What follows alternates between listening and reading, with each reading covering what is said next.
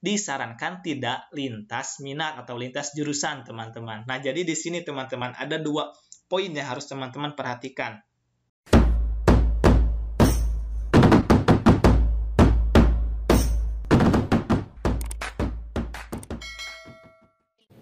Assalamualaikum warahmatullahi wabarakatuh. Halo teman-teman, kembali lagi bersama saya Teten Ridwan di channel Ngopi, Ngobrol Perkawis Ilmu. Oke, saya peringatkan dulu kepada teman-teman, bagi kalian yang memiliki pertanyaan seputar SNMPTN 2022, kalian dapat tulis pertanyaan tersebut di kolom komentar.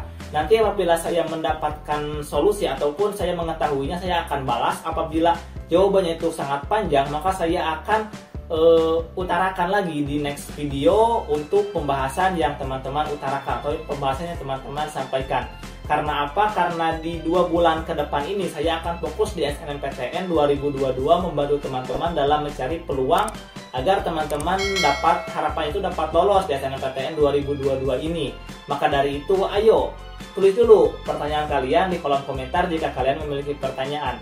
Dan di video kali ini kita itu akan membahas jadwal dan teknis dari SNMPTN 2022.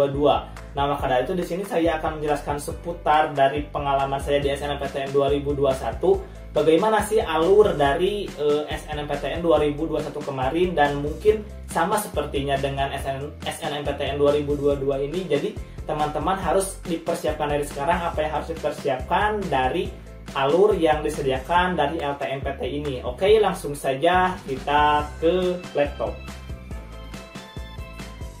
Oke, langsung saja kita masuk ke jadwal dan teknis persiapan SNMPTN 2022.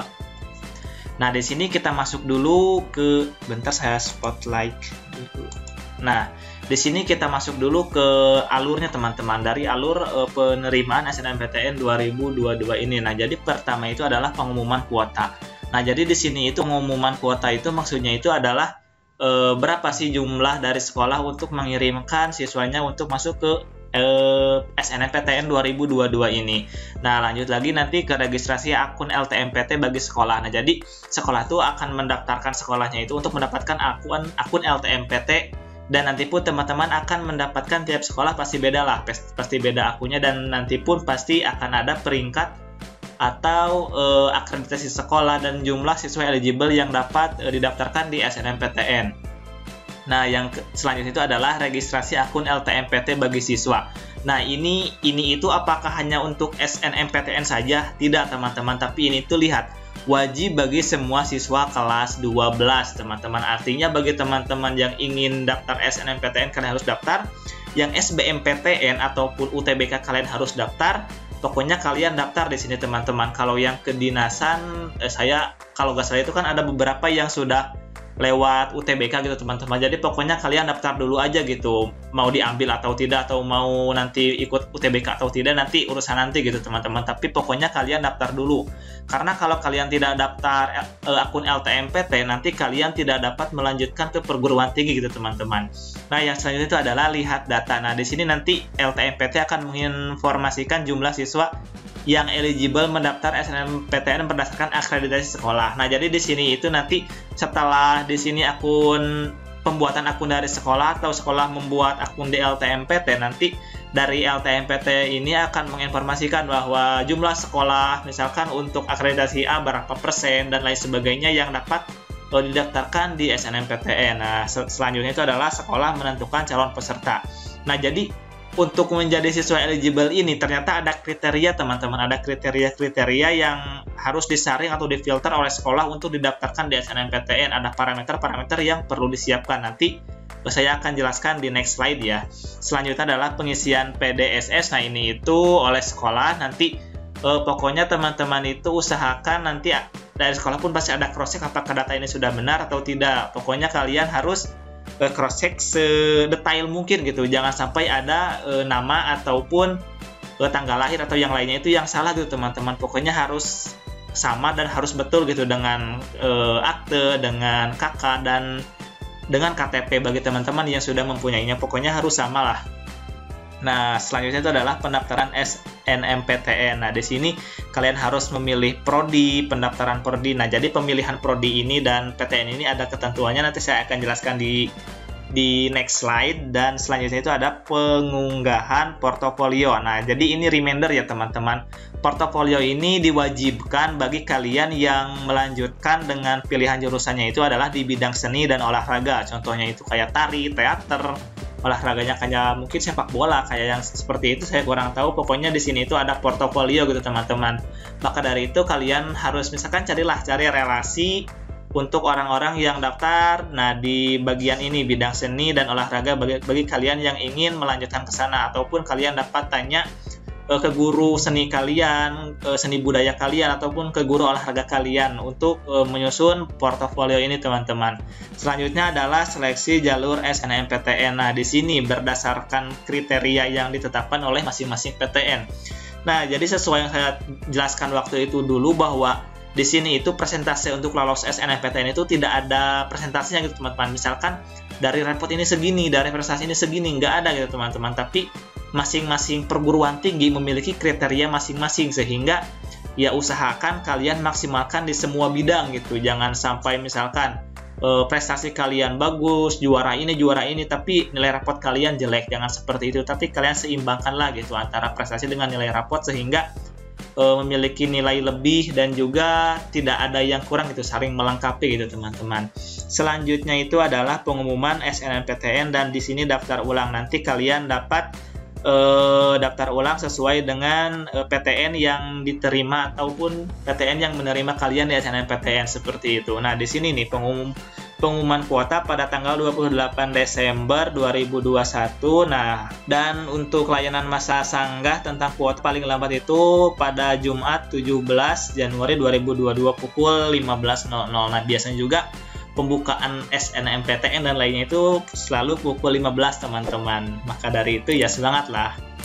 Oke, kita next untuk membahas satu persatu ya. Nah, di sini untuk pangkalan data sekolah dan siswa. Jadi ini itu khusus untuk tugas sekolah teman-teman. Jadi semuanya itu dimasukkan oleh sekolah ini. Jadi ini itu istilahnya tanggung jawab sekolah. Nah, jadi apa yang harus kalian persiapkan? Nah, jadi yang harus kalian persiapkan itu pokoknya data diri kalian itu harus benar-benar sedetail mungkin. Kalian cek, kalian cross check betul atau salah. Ada yang salahnya misalkan dari tanggal lahirnya ataupun dari tempat lahirnya ataupun yang lainnya. Pokoknya kalian cross check saja, ataupun dari nama orang tua dan lain sebagainya. Pokoknya kalian cek dulu lah.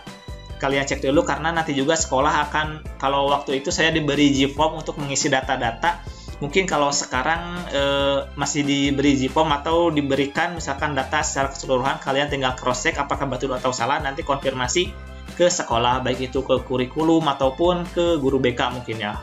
Pokoknya seperti itu, kalian perhatikannya itu di sana ya teman-teman. Oke, selanjutnya adalah persyaratan sekolah. Nah, yang pertama itu adalah SMA atau SMK ataupun MA yang mempunyai NPSN. Oke, selanjutnya adalah ketentuan akreditasi. Nah, jadi ini nih, kalau akreditasi sekolah teman-teman A, seperti yang saya sudah jelaskan waktu itu, sekolah ini dapat memajukan ataupun mendaftarkan 40% terbaik di sekolahnya. Jadi siswa eligible-nya itu mendapatkan 40% untuk didaftarkan SNMPTN. Untuk yang B itu adalah 25% dan yang C itu adalah 5% terbaik di sekolahnya.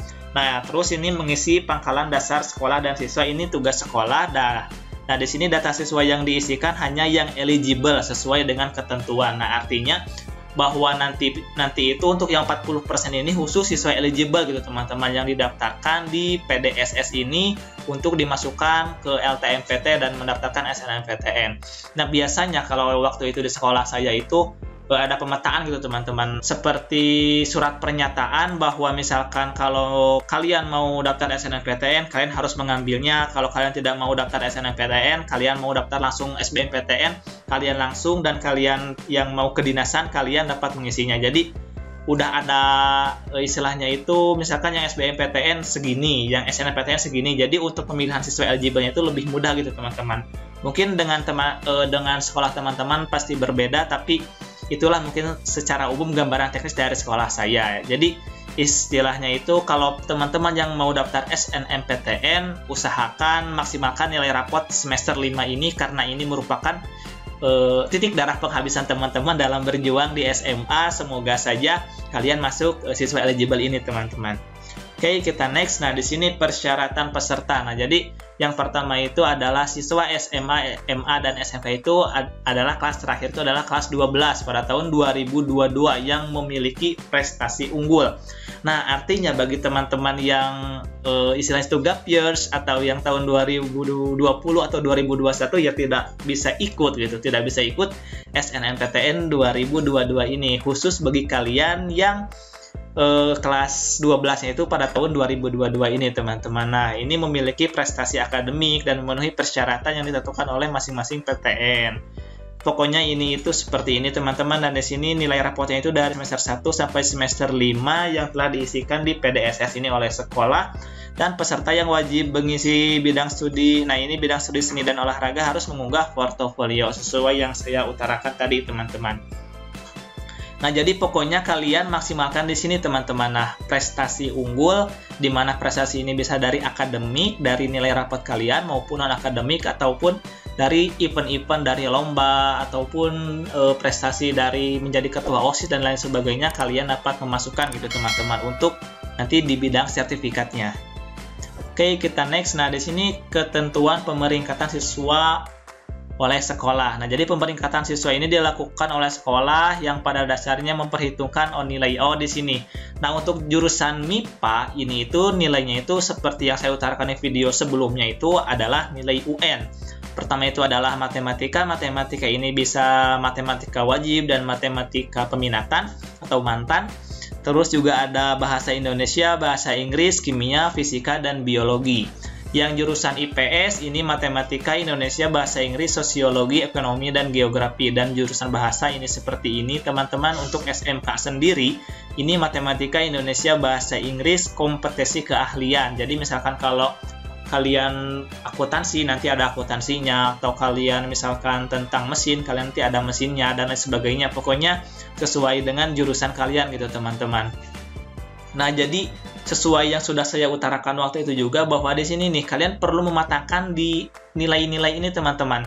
Kalian prioritaskan nilai ini, selebihnya itu kalian harus perhatikan juga, tetapi bukan maksud untuk membengkalai gitu teman-teman. Tapi inilah yang harus teman-teman perhatikan atau prioritaskan gitu teman-teman, dibandingkan dengan mata pelajaran yang lainnya gitu teman-teman. Dan dari sini juga nanti teman-teman dapat memprioritaskan, kalau mau teknik mesin ya berarti matematika dan fisikanya harus bagus. Kalau misalkan mau teknik pertambangan, misalkan matematika, kimia, dan fisikanya harus bagus gitu teman-teman. Itu sih yang saya ketahui. Mungkin dari beberapa jurusan lain ada yang perlu diprioritaskan gitu teman-teman.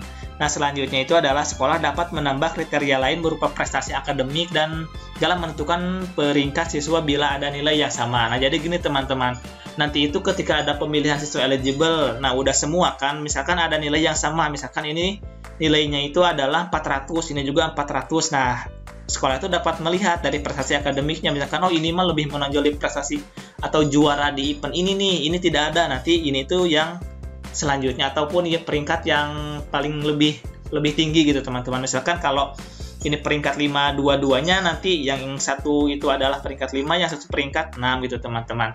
Nah, jadi ini tuh fungsinya untuk apa teman-teman? Jadi pemeringkatan siswa ini nanti ketika kalian memilih jurusan itu nanti jangan sampai ada yang sama gitu teman-teman.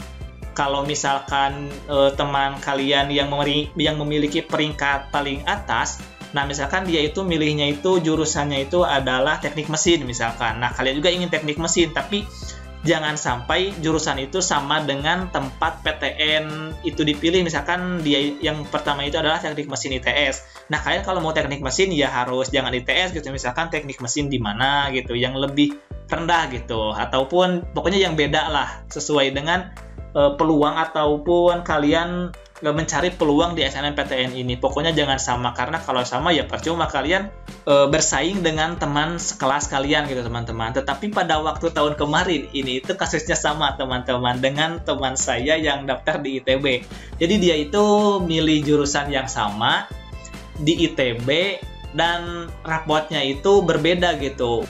Jadi untuk rapot yang teman saya yang A itu rapotnya itu bagus, tetapi prestasinya itu mungkin banyak sih prestasinya, tetapi tidak dalam tidak dalam cangkupan Kemendikbud. Nah, kalau yang satunya lagi nilai rapotnya itu di bawahnya, kalau itu 87, ini itu 86 gitu teman-teman. Tetapi dia itu mengikuti OSN dari tingkat kabupaten, itu dia juara, masuk ke tingkat provinsi yaitu di bidang kebumian gitu teman-teman, dan dia itu pilih SAPPK di ITB. Nah, tapi yang jadi masuk ke ITB itu dia yang nilainya itu lebih kecil gitu teman-teman.